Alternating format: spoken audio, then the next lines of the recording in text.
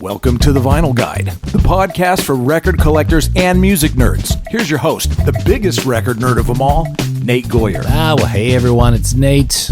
Welcome to the final episode 500 of The Vinyl Guide, the podcast for record collectors and music nerds. And if you're unfamiliar with the backstory, essentially we were looking for an artist to be featured on our 500th episode, and we got a bunch of great artists that wanted to be part of the 500th episode. So we now have several episode 500s. It started earlier this month with Billy Corgan. We had an interview with Billy Corgan from Smashing Pumpkins. That was really killer. He opened up quite a bit there. Then we went to an interview with Billy F. Gibbons of ZZ Top. And man, what a cool guy. He spoke to us about his rare records and music and, of course, his collection of rare guitars. So you got to check out that one. The next episode 500 was Epitaph founder and Bad Religion emeritus Brett Gurewitz. We recorded that episode at Epitaph offices in Los Angeles. He shares some great stories. You definitely want to check that one out as well. Then the next episode 500 was Fred Schneider of the B-52s. And we talked all about his amazing, incredible, massive record collection. And of course, the rarities of the B-52s catalog. And of course, throughout this month, we were also celebrating by sending out records to listeners, many of which have already landed. So thank you to everyone who's been posting and sharing those online. And so now, today, dear people, we are wrapping up the episode 500 series with another absolute legend. You guys are going to love this. Ed Colver, photographer and person more often than not responsible for the album cover of your favorite LA punk record. You know, here on the show, we always speak about music and records and often don't spend nearly enough time talking about the artwork and packaging. Well, with this interview, I believe my past sins will be washed away. Ed is absolutely captivating. He was gracious enough to invite me to his house. We had a brilliant time going through his collection of what he calls Crackpot records. These aren't the Led Zeppelins or the Fleetwood Macs or even the Black Flags and Descendants and stuff like that. He's probably got another pile of those. What we're talking about, what he's very proud of sharing, are these very strange records. Again, he calls them Crackpot records, oddities that he's collected over the years. Things like records that'll help you stop smoking, religious sermons by these flamboyant evangelists, strange spoken word albums, obtuse comedy records, and just very strange concepts and artwork that is quite fascinating. So I took lots of pictures of these records. I'll be posting them on Instagram if you want to take a look. Maybe you guys have some of them. Maybe some will make you very curious and make you get on the hunt for one of these Crackpot records. Anyway, we sat in Ed's backyard. We were surrounded by birds and nature. A few police sirens you'll hear. There are rescue animals around, even a pet tortoise hanging out. And Ed and I just discussed his records, his work, famous cover shots, the crazy shows, the bounce checks, and more. I think you guys will get a lot out of this episode.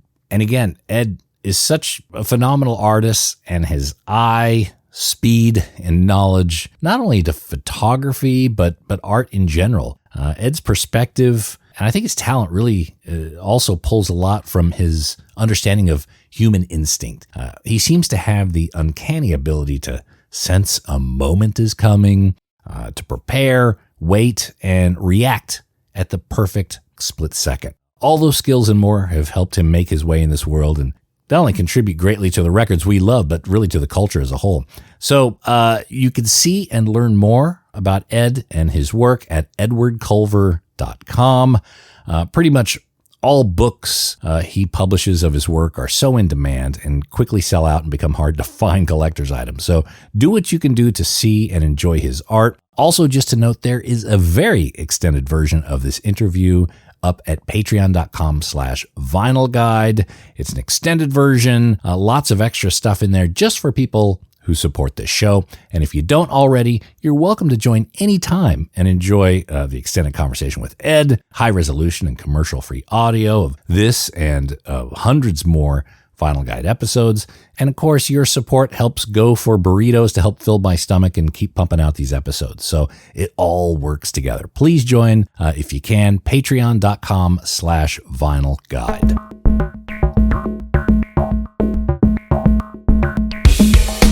And with that, let's head over to sunny California, and you can join us at the table with photography legend Ed Colver. All right, so here on the Vinyl Guide this week, we are spending some time at Ed Colver's house, digging through his records. There we go. And I think most people are familiar with your work of shooting pictures, but probably very few people know that you have a collection of very interesting records. How would you describe them? Oh, a lot of them I've always just referred to as crackpot records. You know, crazy religious things and exorcism and political stuff. Yeah. McCarthy era recordings. That's about 200 albums right there, isn't it? Yeah. Is that most of them? Probably. I don't know. I didn't get into all the rest of this stuff. So you got a lot of records here that are about, have a lot of preacher themes, some of the religious type preachers who put out a record. Yeah. A lot of spoken word, I would say. Yeah. Yeah. I found this one. Is this the Jim Jones? No. Okay. But it sure sounds funny. You know, it was Flavor Aid and not Kool-Aid. Oh. Do you know that? Everybody says, oh, they drank the Kool-Aid, and it's like they were using Flavor Aid, the competitor. Okay. It was actually cheaper, I think. But yeah, that's incorrect. And when people refer to the Vietnamese War, that's incorrect too, because it was a police action. It was never declared war. So, onward and upward. So, what came first? The interest in music and punk rock, or the collecting of strange records? Well, I got interested in music when I was a teenager, and I almost bought a drum kit off of a friend of mine that was in high school with me, and I'm so glad I didn't. But, you know, I was buying records in 64. I started buying records when I was 14, I guess. You know, bought the Pretty Things album when it came out. I love that record. Amazing group. And, you know, I don't know. I always liked heavy underground psychedelic music growing up. And I was collecting antiques, so I was spending a lot of time at flea markets and thrift stores, and you know, I was collecting records. I collected good 78s, so like early country and jazz and blues and jug band, washboard stuff. But I was buying those. When I first started, I was buying anything that had a name of blues in it even. You know, I was totally on, like, you know, there wasn't internet. You know, it's like, who the hell's this? You know, and it was always like that. For years it was like that. And now you can sit in a thrift store and look up every record on YouTube and hear it before you buy it even, you know, stuff like that. It's kind of strange. But, you know, I started coming across these weird records, and I was always fascinated by them. Like, these are funny, these are crazy. And just started buying them back in the early 70s. I used to do this thing in thrift stores where when I'd go through the bins of records, I'd pull out Sean Cassidy and Herb Alpert and Tijuana brass records as I was going through, and dump them in the front all the way through. So when anybody walked up to look at the record, it was all Herb Alpert and Sean Cassidy, shit, all in the front, like that's all there was. I always thought it was a really funny, anonymous signature kind of, I've been here. And throw people off the scent. Yeah, like, wouldn't you be shocked if you walked up and saw that? It's like, what? I'd stop digging. I'd stop flipping. Like, if I got a lot of, it's like, oh, I'd assume the rest of it's that way. So, so from a very early age, music was important to you. Yes. From an early age, yeah. Art, music. I was always into all that stuff. I was exposed to avant-garde classical in probably 67. And, you know, I was all I cared about was art when I was growing up. That's all I cared. Everything else, you kind of shove it. And so I was exposed to, like, Karl-Heinz Stockhausen and John Cage, Edgar Varèse, Toru Takamitsu, you know, stuff like that in 67. And I was just, like, taken with it. I was all over it, you know, and I started buying that and actively seeking out those records. like those were, record stores and import copies and stuff like that at that time. And then occasionally you could find one in a thrift store, and it was always funny, like an electronic record, which had nothing to do with electronica or EDM or any of that stuff. Nothing to do with it. And like electroacoustic music and music concrete and avant-garde classical and all that kind of stuff. And it was like your grandfather's punk rocks, and these guys were like total punks. At their time, the stuff they were doing, people were, like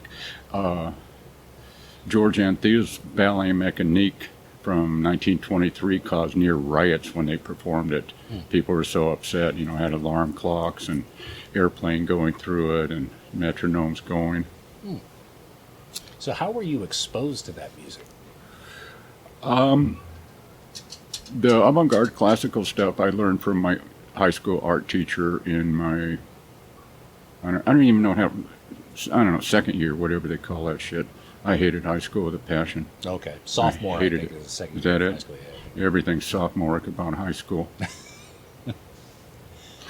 I turned 18, dropped out, went to junior college, started studying art, taking every kind of applied art class. I was doing painting and ceramic and sculpture and printmaking and all that kind of stuff. And I was always doing woodworking in grade school and high school. I still have my skateboard I made in 1963.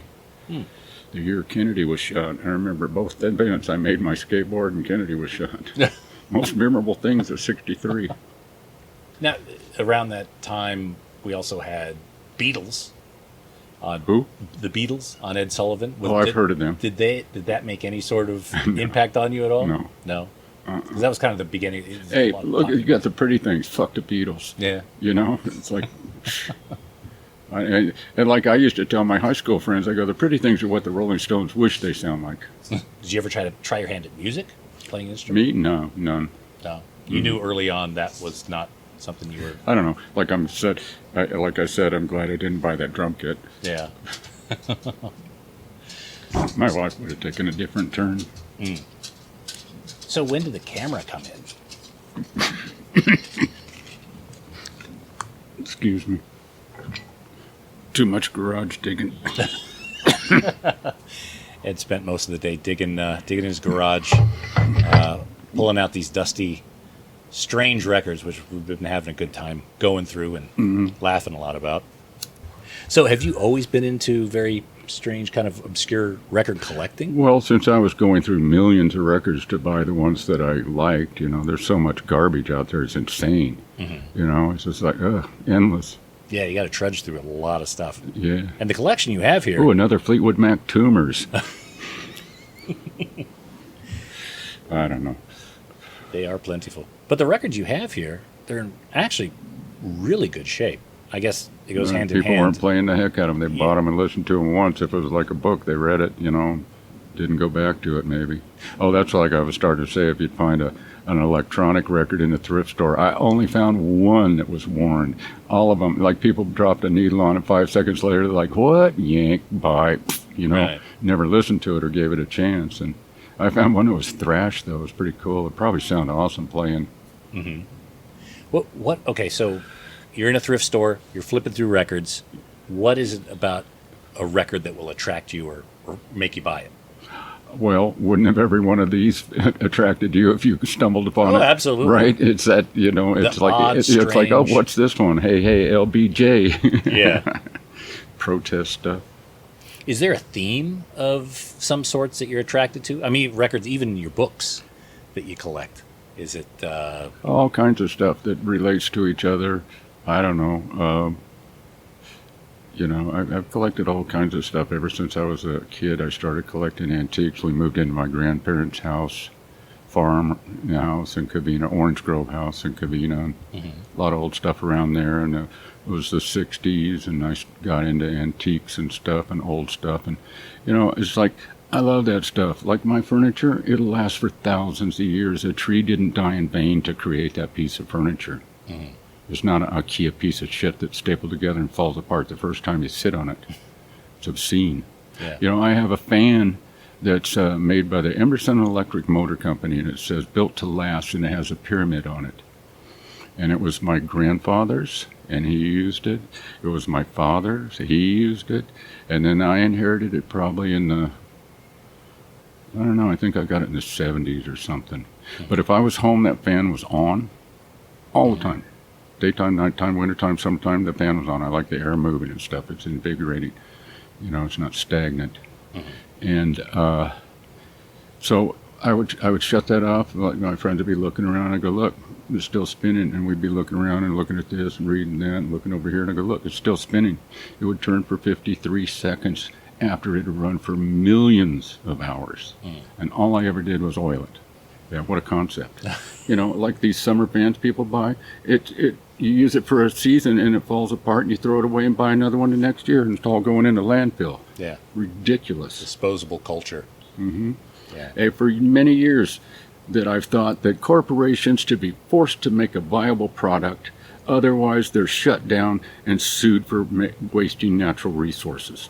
That's my philosophy about it. It's like, no, fuck you. You can't just tear this land apart and do your bullshit that ends up in a landfill. Should not be allowed.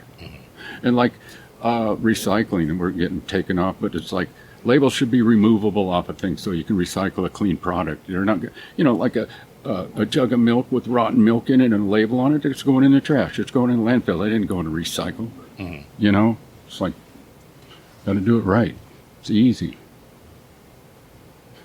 Anyway, back to Crazy Records. I played this one at an art walk, How to Overcome Discouragement. Yeah. I thought that was great. That was my soundtrack to the art walk. Now, how long have you had this record, do you know? Oh, I've had that probably since, I bet you 73, 72 maybe. Maybe around back then, early 70s probably. I don't remember. So when you pulled that out, you mentioned that it does have broken glass in front of it. Yeah, similar to Black Flag Damage. Yeah. Yeah. Did that influence? Not to my recollection. It's kind of weird. Okay. Yeah, that I don't recall it. But yeah, it's got a lot of similarities. Yeah. I'd like to state real quick that when I shot those Black Flag Damage album cover photographs in color, I had some where Henry's eyes were glowing red from the flash. They looked absolutely amazing. And the band didn't like them. They said they were too demented. And it was like, it's called Damage. It was amazing looking. Those are been lost for like 35 years or misplaced. I'm hoping to find those. What I wouldn't give to pull out a better photo than what was used for Damage. Oh, okay. So they're actually finally going to issue it using a photo from me instead of the bargain bin thrift store looking. Speaking of thrift stores, like those reissues of Damage, that garbage got my name on it. That's embarrassing. It looks like crap. That's the one where it's all washed out. Yeah. Yeah. And the messed with pale color one. It's like, what the fuck? Like, I actually got a what's that band? A Nickelback parody of Damage. I save all the parodies of Damage, and this one looked 1,000 times better than anything SST put out. And it's like they just grabbed it off the internet, and it looks way better. It's like fucking idiots. It's like it's aggravating. So the first cover of Damaged, the first edition, it's very, very dark. It's dark color. Yeah, and it's kind of enigmatic. It looks sort of like a car wreck or something. Yeah. Know? It's hard to discern. It's not just in your face. So aside from the not using the red eyes, did that align to the artistic statement you had? Yeah, that's what that we wanted to do, and I set it up and made it happen. Okay. You know, it wasn't spontaneous. I didn't go 1, 2, 3, 4. And click, because like there wouldn't be any blood on his hand or anything, and why dick around by chance when I could just make it work properly by just setting it up. And I made that blood would look perfect out of Red India ink and instant coffee and liquid dishwashing soap. The ink was for color, the coffee was for color and consistency, and then the liquid dishwashing soap gave it consistency. And I made that in the kitchen of the Oxford House. Ah. But yeah, it's kind of similar. So we're speaking of how to overcome discouragement. I guess it's possible. I guess. You've got a lot of records here around self-hypnosis and stopping smoking. Yeah. The dynamic new concept of learning, self-hypnosis for self-improvement. I've got one with Learn While You Sleep. Now, when you take these records out of the thrift shop, do you play them? Some of them I have. Some of them it's been forever since I did. You know, I'm too busy doing other stuff. Yeah. And some clown stole my turntable. But you drop the needle on. If it's worth your time, you'll listen to it. But I imagine a lot of these are pretty hard have the listens. concept of what's on there, and I have it. It's archived. I have it. I have access to it if I want. You know, so it's not stuff I sit around on Saturday evening playing. Right. So in 1978, you started taking pictures. Yes, late '78. I always say. Yeah. Okay. Well, in the beginning. So when you started to take pictures, did you just naturally start to bring those along to punk gigs? You were already going to shows and decided to bring. I started making prints of them. I got a high school friend, Robert Hill, who works in the higher up of our national security nowadays. Really cool, good friend of mine. That he had a high school class, and I met him, and he was into punk, and I started taking him to shows with me. There's a bunch of guys like my friend Drew Bernstein that started Lit Service Clothing. I used to take him to shows when he was 14. Mm-hmm. I have a couple of photographs of him, one outside the premiere of The Decline in 80 or 81, whenever that was. It's just like there's a kind of a crowd, but most people are back, and he's looking sideways. It's a really beautiful portrait, and it's like of him, sort of, but it's a crowd. Mm-hmm. And then another one, it was funny, I have these pictures of Black Flag at Club Lingerie, and there's a guy shirtless singing backing vocals with him. And I go, I think that guy's name's Drew. And then later somebody goes, that's Drew Bernstein. I was like, oh, that's right. Yeah, I didn't realize it, you know. And he never saw either one of those photos before he actually sadly killed himself. So you just started showing up to these shows with your camera, taking pictures. How many pictures would you take in a given night? It varied quite a bit. I wasn't rich, you know. I couldn't blaze through a lot of film. It just depended on what was going on. I kind of paid attention to everything going on, even though I was looking at the shows through a keyhole pretty much, which is really weird. I'm losing my peripheral. I'm watching for the action on stage when I'm shooting stage photos. Mm-hmm. You know, I'm just waiting and watching. I have the shutter halfway down waiting for something to happen or know the particular time when they're going to jump with the drama of the music and that kind of stuff. So I would time them to the rhythm of the music. And then I paid attention to, like, I'd shoot pictures of the boots on the floor and, you know, all kinds of different stuff. I paid attention to all the details of the scene. So it's almost like having an artistic eye to just... I got one of those. I'm blind in my right eye, though. Are you fully blind? Oh, well, I can make out I don't have a lens in my right eye. I can see the squares. Okay. You know. Shapes and yeah, stuff. I can see. I can't recognize you at all. Okay. How long has that been that way? Oh, I don't know, last 30 years or something. Okay. All right. So you'd show up to these shows with your camera, start snapping what you felt was the right shot, catching some of these moments. Some of the shots, like the guy who's doing the flip into the audience. Chuck Burke. Chuck Burke? The skateboarder. Okay. He's doing the flip.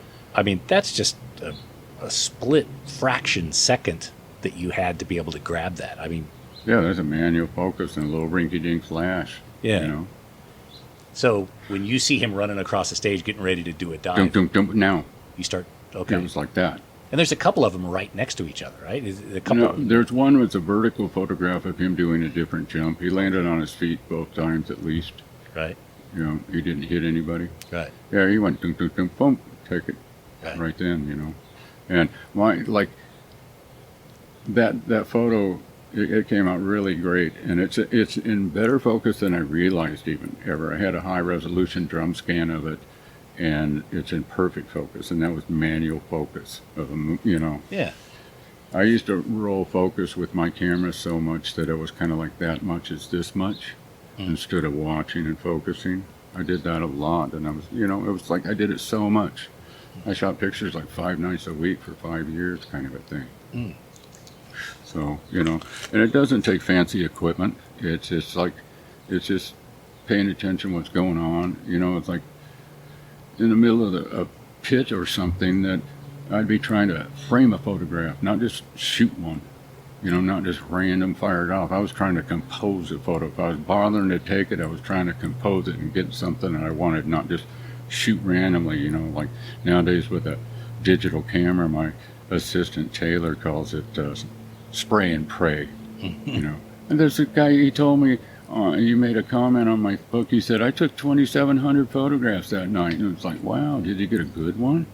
You know, it's like, what the fuck? You're taking video. Grab a still out of a video. Yeah. What's the difference? Yeah. And you don't, when you were doing it, you didn't realize what you had until you had it developed.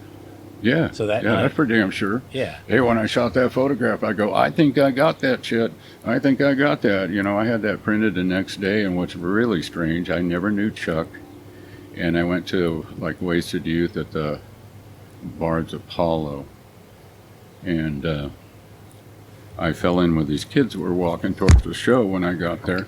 And one of them was Chuck Burke, and I had to develop print with me. I had an 8x10. I was bringing it to show some of my friends, like, hey, check this shit out from last night.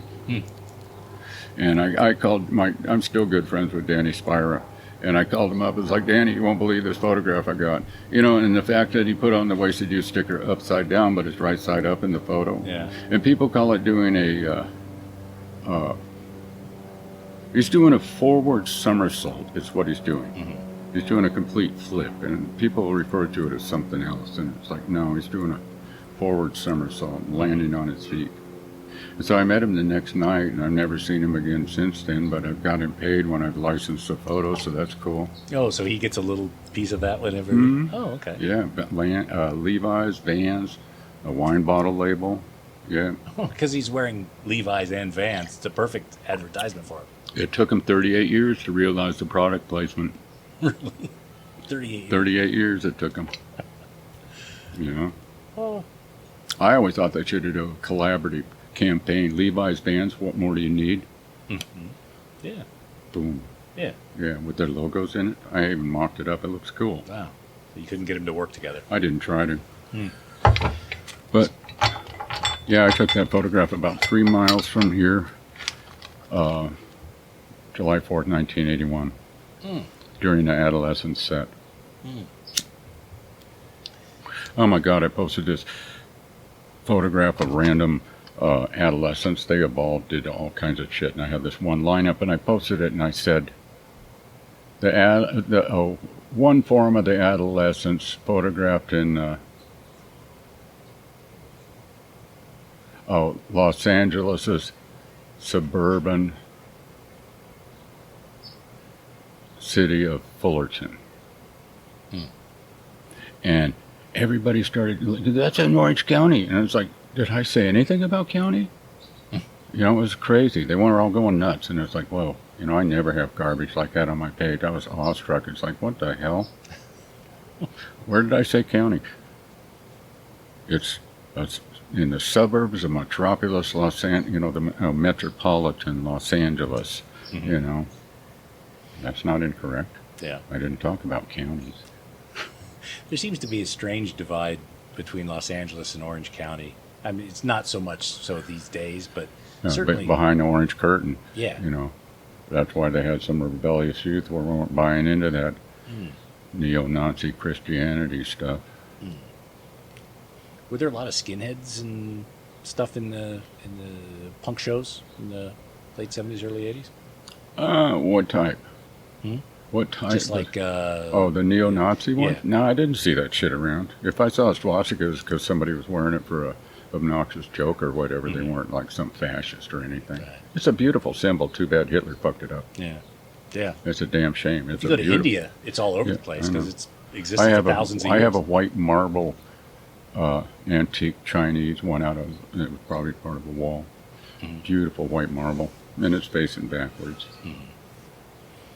So your first album cover, was it Circle Jerks? Yeah, the group Sex. Yeah. Okay. Talk to me a little bit about shooting that cover. Well, that was really hectic and crazy. And there's different rumors how it came about. And I always shot black and white. And they wanted color photos. And it was at the Marina Del Rey skate park, and there was a bunch of drunk punks, and they were high and running around and skating. And so they, they say that it was just spontaneous. It was not. I was there to shoot an album cover. I had color film with me.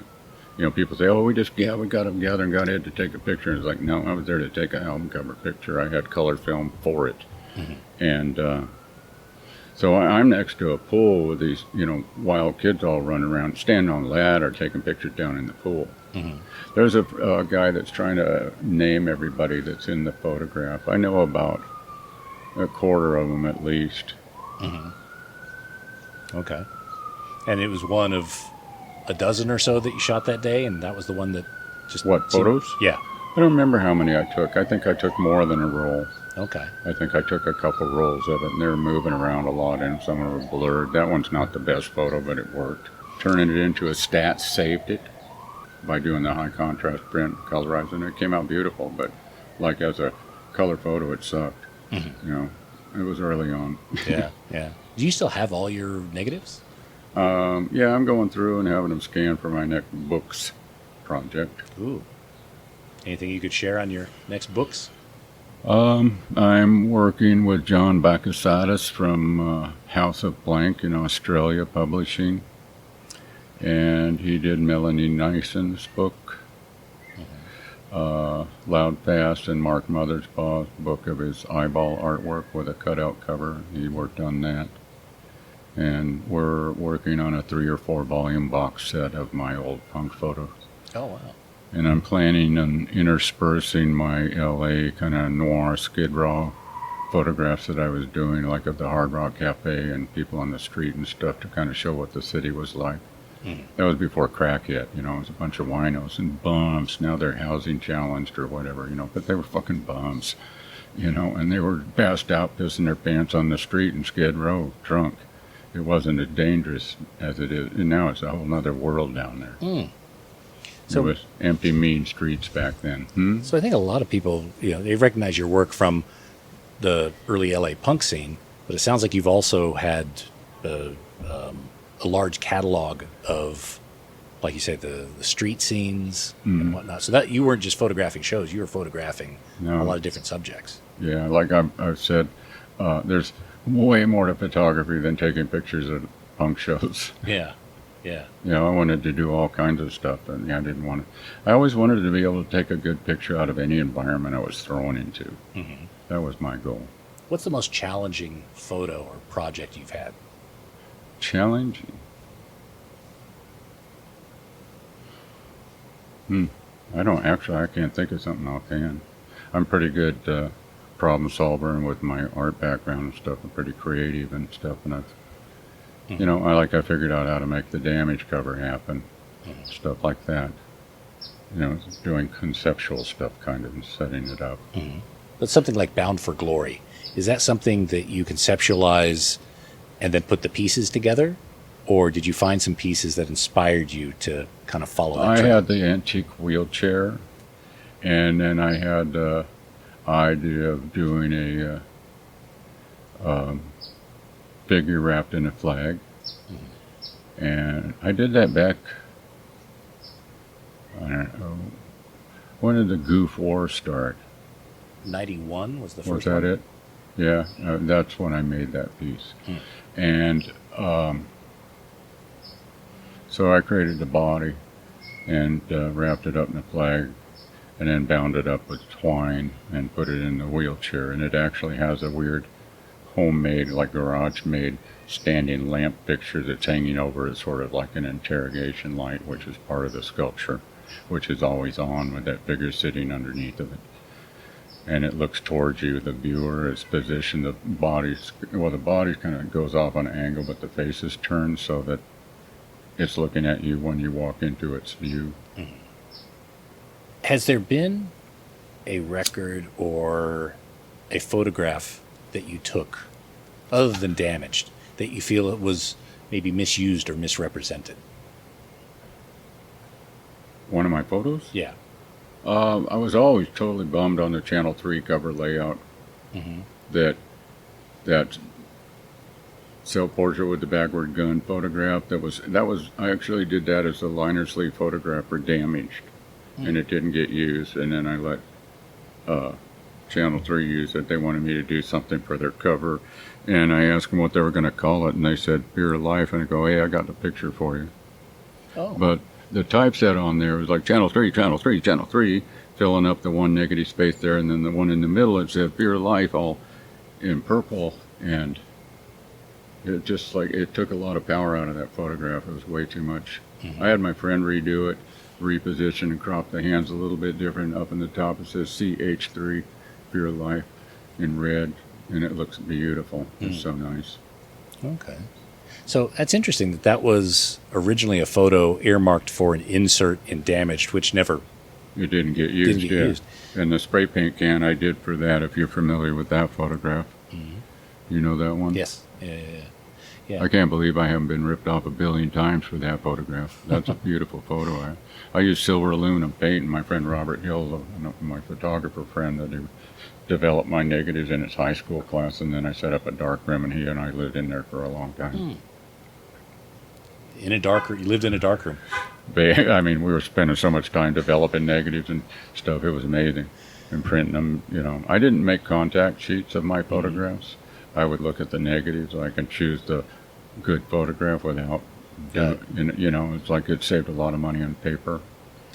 If I was going to print a portrait, I'd just take a little scrap of a piece of paper and throw it out in the middle and expose it to test print instead of doing a gradated thing or wasting a sheet or doing something like that.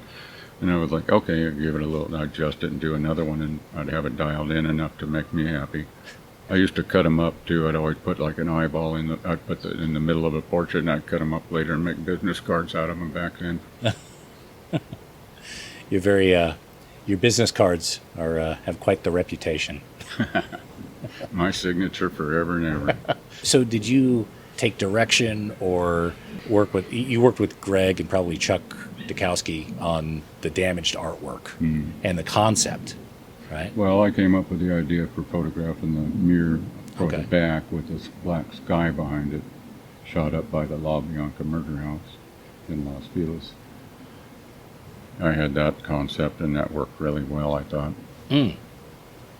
So it would have been on location at the La Bianca murder house? No, it was like a block or so away. Okay. On Rowena. Okay. Was the thought that house would play some sort of No, that's where my girlfriend lived. Oh. But I always thought it was kind of funny. It was like that close to that, and Tex Watson like lived on Griffith Park Boulevard and stuff. So, yeah. My, the girlfriend aunt lived on St. George right there by Griffith Park Boulevard and by the high school there, and she found bloody clothes in the alleyway after the La Bianca murders. Oh. I always wanted to own that Helter Skelter door. Oh, where is it? Spawn Ranch. Trent Reznor got it. Did he? Yeah. Really? Yeah. Or the pig door. He got the pig door. Oh. Yeah. Wow, really? Yeah. That was part of his recording studio for a while, and that's cool. I forgot where it is. I think it was getting auctioned. I have a small refrigerator, and it looks like it's written in blood, and it says Helter Skelter on it. It looks cool. And it's all dirty because I wouldn't wash any of it. And It looks cool as hell. It looks pretty real. So when you go to these shows with your camera, did you ever get your equipment damaged? I had my flash broken off, and, I couldn't afford a new one. I shot a show, I can't remember who it was, at the Whiskey. And I shot a roll of film, and I was in the pit. And I had duct tape from the side of my camera over my flash down onto the other side. I peeled that shit off and opened my camera up, and I rolled that film out, and I loaded a new one while I was in the pit, closed it, and I got that fucking tape back over and taped it back on, and I shot another roll of film. And I wish I could remember what band it was. I don't know, but it worked. Okay. It was kind of miraculous. I had some, this kid at the show was like hopping up trying to rip this girl's blouse that was sitting on stage. And I was right up there. I think it was Sin 34 playing. And it was one of the Love Dolls or something was sitting there. And I kind of like, hey, I didn't hit him. I just kind of like, hey, cool it, kid. And I go back to shooting. A couple seconds later, blam! I get like blind struck, like in the side of the face, and jam my camera into my nose. Oh. And I was like, I'm going to kill you, you piece of shit. And I went after him, and the bouncers broke it up immediately. And my best friend, George Bellinger, was with me. He was always like, I wish I could have got a picture of this, because my camera was over my shoulder. I found that kid, And he was about 10 feet from stage. I walked up to him. I picked him up by the neck. I carried him back to the stage. I slammed his head on the monitor, and I was just choking him. And his feet are like, diggy, diggy, diggy, diggy. And Toru's like, I want a picture. And, then I let him go. And then it turned out that it was some suicidal tendency kid, not in the band. Right. And I thought, oh, great. Now I'm going to get knifed by somebody I don't know next week if I go to a punk show later in the week or whatever. And I was like, oh, fuck. What? And I did go to this happened afterwards. And then John Macias heard about it from Circle One. And he said, hey, you know who that was? You fucked up. And got in this kid's face about it, unbeknownst to me. Okay. And then this clown walks up to me at the Vandal show at the Whittier or the roller rink and apologized. And I wouldn't even recognize. He could have just as easily stabbed me. And he came up and says, I'm sorry. And I was like, oh, okay. Oh. And then Steve-O from the Vandals, I don't know why I don't have pictures of this, went into the bathroom and broke 3 toilets off by just going boom on the top edge of it and smash. Water all over the place, and he breaks it. I don't know why I don't have photographs of that. So you were kind of older than everybody. Yeah? Everybody, yeah. You were in your late 20s, I think, when you were taking a lot of these photos? Uh-huh. Okay. Talk to me a little bit about the Wild in the Streets cover photo. Oh, fuck. I've never been happy with that album cover. People seem to like it. And by the way, that's a cover of a Garland Jeffries song, Wild in the Streets. People think the Circle Jerks wrote it. They did not. Garland Jeffries. And it's really a good version. So we're up there in San Francisco, and there's a parade. And so these guys, the Jerks and what are the Social Distortion and other kids, they got out into the street. They crashed a parade. Mm-hmm. And I'm running ahead of them and sliding to a stop, going downhill, trying to turn around, focus, and take a picture, maybe not click another one, and up, got to run again. And that went on for maybe, I don't know, a minute. Mm-hmm. And then we all bailed because they thought they were going to get busted. And it was like optimum. Had they just ran out and like at the right time, mm-hmm. and like, okay, all right, it could have taken 2 pictures and nailed it. Like the parade doesn't show in the photo. No. Yeah, so what's the point? They're just out in the street. Yeah, they were crashed a parade. Hmm. Okay. So you have 10 or so shots that are similar to that. One of those became the cover then. What was what? You had 10 or so shots that you made variations and selected the best one of those. Oh. Because you kept going back, taking a picture, sliding back, taking a picture. Oh, yeah. That was actually pretty blurry. Mm-hmm. Nowadays you could probably sharpen it and stuff, make it look better. Right. Okay. Do you go back and doctor any of your old photos? I clean them up. Got to they're dust spots and stuff. These are negatives. They got dust on them. Right. Mm-hmm. That's for the contrast. Yeah.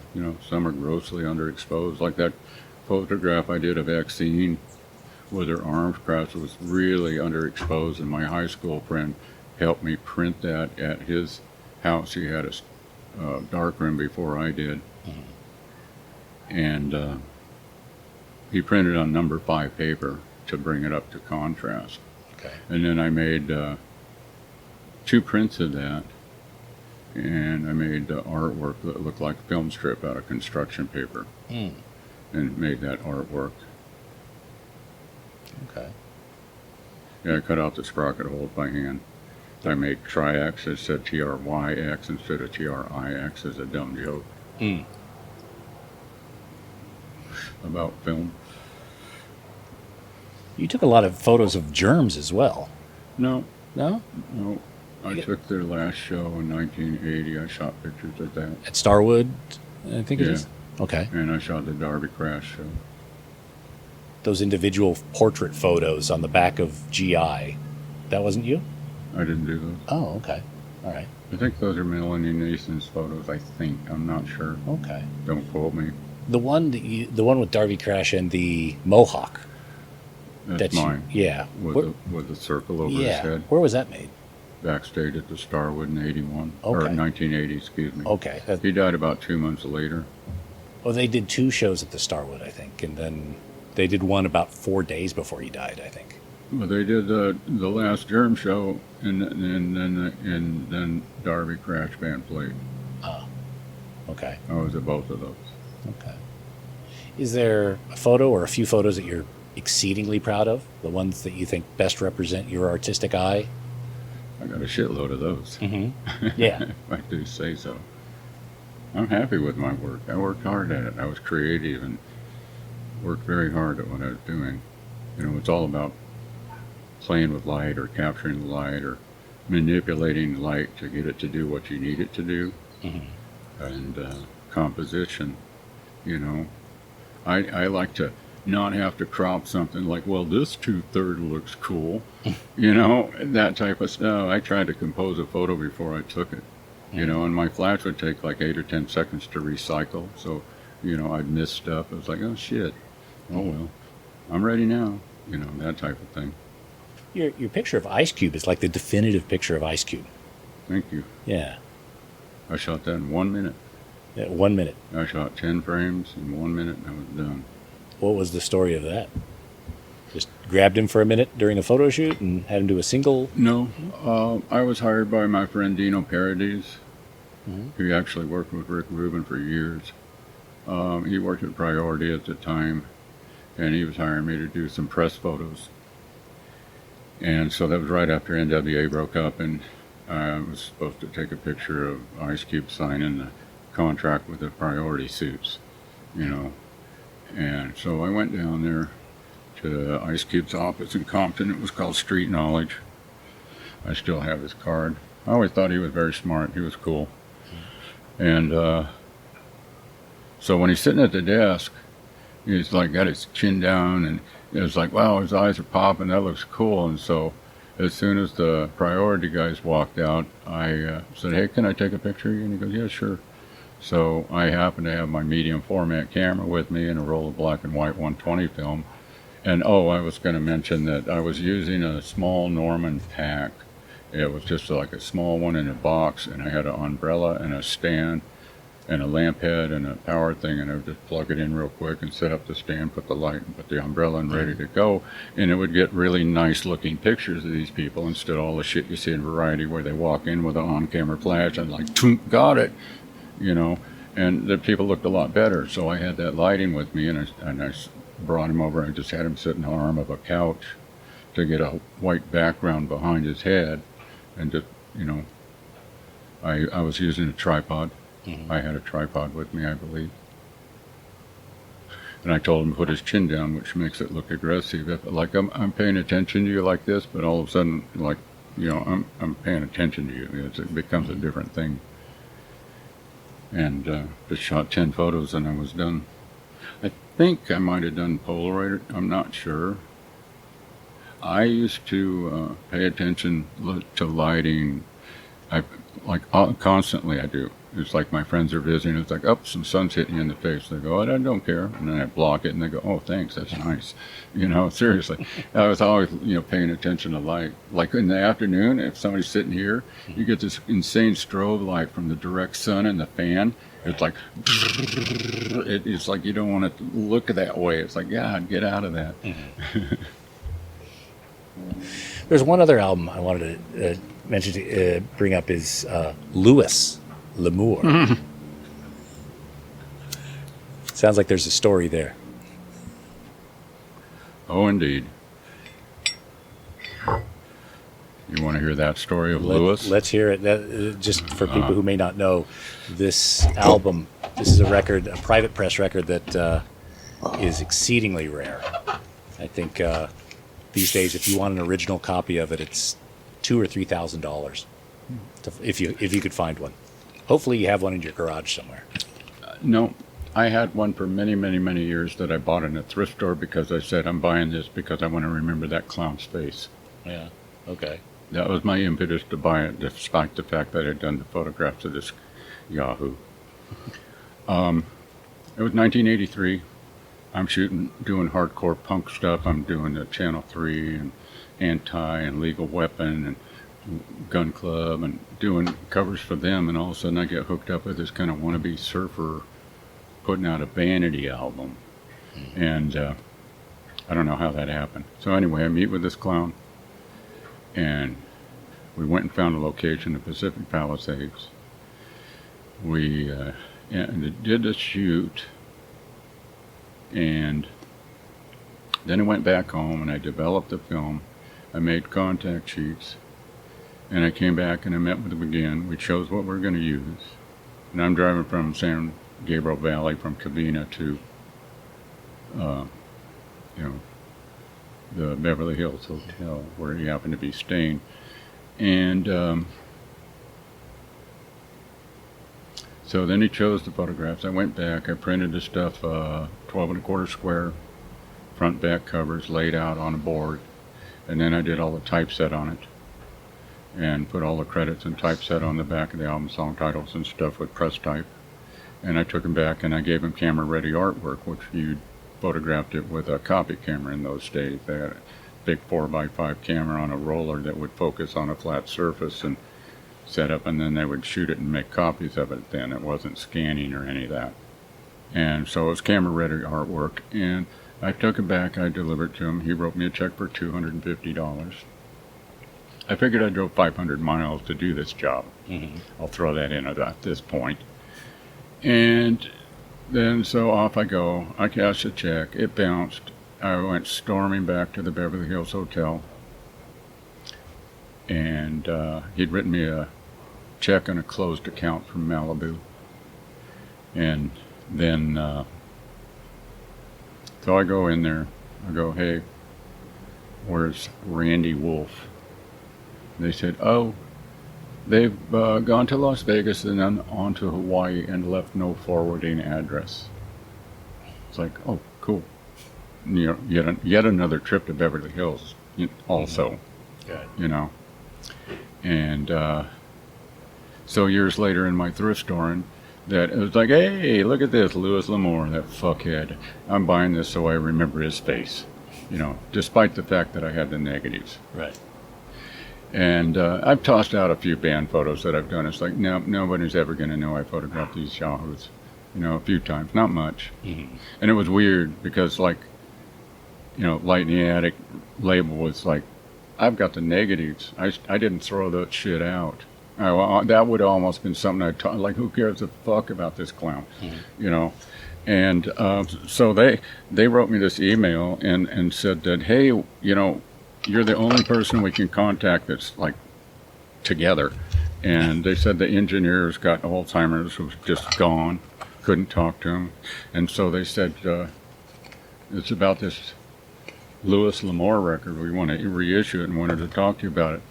And I go, oh, that son of a bitch. And I go, yeah, fuck that guy, you know. And it took me months to repay the bank. Months. Yeah. You know, $20 a week. I've never been rich. But all your commentary made it to the reissue? I don't know whether it was printed inside the record, but they did a video. They said, hey, we'll pay you the $250 if you put it on tape. And I go, I'll do it for free. You know, but they came over, and I think they crassly threw the money out on the table when it was done, and it was like, yeah. But then I sold the record I bought in a thrift store, and I got $600 for it. Oh, good. All right. Oh, so when the Light in the Attic guys were here, that, you know, I said that they said, well, you know, Louis L'Amour, you know, Louis, who the fuck is Louis? And I said he had told me his name was Randy Wolf. Okay, so they boom get on their phones in my dining room, like, there's this guy that's got this funky surfer hair. He's older, but he's got this blonde surfer hair, and it looks a lot like it could have been him aged, and he was a lawyer, and it wasn't him. And then I thought, you know, let me go see if I can find those negatives. A couple minutes later, it's like, oh, bingo! I had the shit. You know, Randy, W-U-L-F-F is how it was written. Okay. And they Google searched that, found him. They heard he's in Canada. They heard he hangs out at a coffee shop. It's a pretty funny story, this whole thing. And they go up there, They heard he hangs out at this coffee shop all the time. They go up there, spent all day. He didn't show up. They took off, went back, and they stopped at another coffee shop. He showed up. Oh. And they said, hey, we want to reissue your record. He goes, which one? And they said, L'Amour. And he goes, oh, I've done about 50. Vanity press shit. There's one where he's on the front with his Mercedes and a little, like, jet airplane or some shit. And he's all standing out there. It's like, God damn. So he didn't want him to do it, and I think they already had. And they saved up some royalties, and they were going to send it to him or whatever. But, yeah. So I made my 250 with interest. Yeah. It's about that much interest, probably. You know, maybe even more nowadays. All those years later, though. Yeah. Yeah, big difference in the money. Now, I heard that you have almost all of your work is word of mouth recommendations. Oh, yep. Your reputation is so solid that you've been able to. Yeah, I've never ran an ad. I've never asked for work. I've never had a published phone number. And I use funeral sympathy cards with my information on them for business cards. Don't copy that idea. Come up with your own. Oh, yeah. You know, I say, you know, well, the saying is imitation is the sincerest form of flattery. I say it's the sincerest form of unoriginality. Somebody did it already. Agreed. So what's next? Well, I'm just working on my multiple volume box set of my punk photos. When do you think that'll be? When do you am I think that'll done? be? Yeah. Not soon enough. I would not even begin to expect it for at least a year out. Okay. At least. Maybe 2. Sad to say. But So- I'll be around to see it. That'll be cool. Well, I hope we're able to have another conversation when that comes out. That'd be fun. Talk about it. Your negatives are in such an order to where if you wanted to find something, is it pretty quick to find something? You got to Guess what? They What? used to be. Okay. Oh, yeah. Until people helped with my first book, they fucked up all my negatives. Oh. My portrait of Andy Warhol, they cut the film. I left tails so it would fit in my enlarger and I could print it. And they and they put that shit back in the envelope, and it's like, you should not be fucking with my negatives. What the fuck?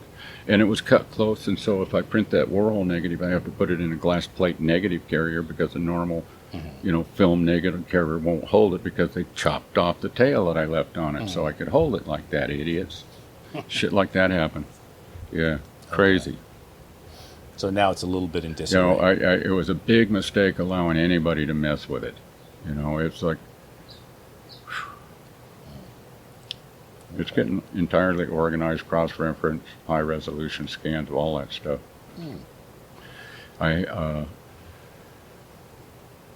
I'm doing the punk photos intermixed with my Skid Row kind of noir photographs. Are going to be in there to show the time and the place of what was going on at that time. And yeah, I have 100% creative control, which is pretty cool. Great. Can people still buy prints? Oh yeah, Yeah. I don't promote them, Where, but I sell them. I sell prints of anything I've taken, just about. Okay. So I would suggest people go to edwardculver.com. Is that I think so. okay? You mentioned a reissue of Damage coming out with the original artwork. Yeah. Yeah. I'm talking to them. They contacted me about redoing the Louis cover, and I was like, oh, great, cool, hey. And by the way, what have you been doing with Black Flag Damage? Just went off on the email back, just like I did about, Lewis. Yeah. Okay. Good old Lewis. Yeah. I'm sure he's not the only one that didn't pay you. I'm sure Lewis isn't the only one that didn't pay you. You had a few bounce checks in I your don't know time? if I got paid for Damage. Okay. I really don't recall if I did or didn't. Okay. My friend, I think, it was Ron Gowdy from, the late Ron Gowdy from Modern Warfare. He was working at Green World, and he gave me about a dozen copies of Damage. I already had a couple. So there's a reissue. It sounds like a reissue is coming out that of Damaged. Well, yeah, at first they wrote back, well, we lost the tapes of this and this and this, and I said, it's still in print, isn't it? And they go, yeah, and I go, well, then you can just do another cover on the next run, and they go, oh, we could do that, and it's like, hey, what? What a concept. So this is Greg SST. I wasn't Greg, I was communicating with, I don't know who it was. Oh, okay. But they responded, and it was like, hey, yeah, let me get you a high-resolution scan, and we'll make this thing look good. That's a milestone record. It deserves to look right. Even if all the color is lost, supposedly. All of it. Right. And I have the black and whites, which are beautiful in themselves, like a good black and white, nice dark print with a nice bold red lettering. It would look killer. Okay. So all that stuff, you've provided all that stuff to them, and now I haven't yet. Okay. But there's a dialogue going on, and I was like, yay, what do you know? What the fuck? It's just bizarre. It's like, this stuff looks so bad, and that's a milestone record. That's an amazing record. Yeah. Those reissues, those washed-out reissues just tweak me It's wrong. embarrassing to me. It isn't what I shot. It is not what I did. It almost looks like a different picture altogether. Yeah, what's weird about it is there's not even 50% gray on there, let alone any 100% black. All my photos usually had a stark white and 100% black in them. And they used to say, keep the details in the black and white with black and white photography. And it's like, yeah, no, I'm using it graphically, and I'd like let things blow out. And a lot of my stage stuff that I used to do, that it had a lot of them have a pretty damn clean dark background because I was using such a small flash, and I was like, 3, 4, 5 feet away from my friends and my subject on stage. I back then it was like carte blanche. I could do whatever I wanted. People wanted me there. The bands wanted me there and stuff. All right. Well, Ed, I've really appreciate you spending the time and telling the stories and taking us through some of these records here. Ah, Lewis. Oh, I'll badmouth him. is he still around? I probably. Okay. He seems to find a. Oh, I didn't mention he was driving a white convertible Mercedes. And he bounced a chick to you. Yeah, and staying at the Beverly Hills Hotel and bounced a 250. I would like say kid, but I wasn't. I was in my 30s or something, or something like that, or early 30s, and it was like still, it's like if I'm not, it fucked me over good, not getting that money. I was like, idiot. Anything else you want to share before we? I don't know. What do you think? Ah. We didn't go through any of these records. Well, we talked quite a bit about some of the collection. Do you have any of these strange, weird records that, I guess, strike you more than others? Oh, probably. Offhand, I wouldn't know. The Child Seducer one is pretty funny. Yeah. I'll put pictures of these in up a on. sense, shall I say, not comical. A lot of the cheesecake ones are quite interesting. Yeah, those are just pretty cool covers. Oh, the drug addiction ones. There's a lot of heroin ones. Yeah, the reformed heroin addicts. Yeah, reformed heroin addicts. Yeah, they the found addicts God. Sing. Yeah. It's really funny that there is probably at least 12, maybe 15 bands that I found that are like later punk band names from the 60s. Right. There's the Hangman and the Deadbeats, Fear, oh shit, I'm losing thought. I don't know, there's a bunch. Oh yeah, the Vandals, the Germs, the Deadbeats, did I say? I don't know, a couple other bands. But yeah, there's a Vandals band. There was a frat band from the early 70s, I think. Yeah, I'm going to put some pictures of these up on Instagram for people to enjoy. Because there's some... I really like the cover artwork. Yeah, on yeah. these. I'm sure the records are shocking to listen to. Did you see the one Sheldon Ahman, the folk songs for the 21st century? I don't think so. This is an idiot in a spacesuit with a satellite by him, and he's playing a guitar. And I don't think I saw that. Oh, I don't know if it came out. It may not have been. That record is genius funny. It's funny as shit. It's called Folk Songs for the 21st Century, but it's actually lounge jazz. Now, have you ever... another person we've had on the show that collects very strange records, Jello Biafra. Oh, yeah, we're friends. Yeah. You ever talk to him about strange records? Not a lot. I'm friends with him. We see each other every once in a while. We text a lot, but I don't bother him about a lot of stuff. Yeah. It's like, I'm sure he gets overwhelmed. I get overwhelmed. Like on social media, I can't keep up with the messages I get. I can't. I try. I want to be a nice person. I try. I can't. I could do it 24/7. And it's like, I can't do that. You know, I try real hard. That shitstorm I started with that adolescence photo just cracks me up. It's like, what the fuck? I wasn't talking about counties. I went through all these records. There isn't a cover here that I wouldn't have. If I would have gone through it, I would have grabbed it. Like, there's something gold here. Yeah. Exactly. But Jello does, I think, a very similar thing. So yeah. It'd be interesting to see what the crossover is. All right. Well, Ed, I'm going to let you go. I've taken up enough of your time. Thank you very much, man. Well, thank you. I appreciate it.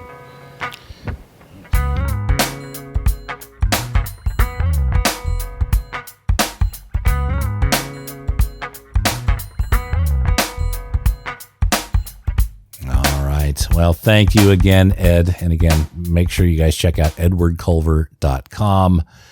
Phenomenal artwork. Ed's been doing a lot of work with the Punk Rock Museum as well. So if you get an opportunity to meet him over there at the museum in Las Vegas, do take up that opportunity. He's got lots more stories. We only scratched the surface. So spend as much time with him and his work as you can.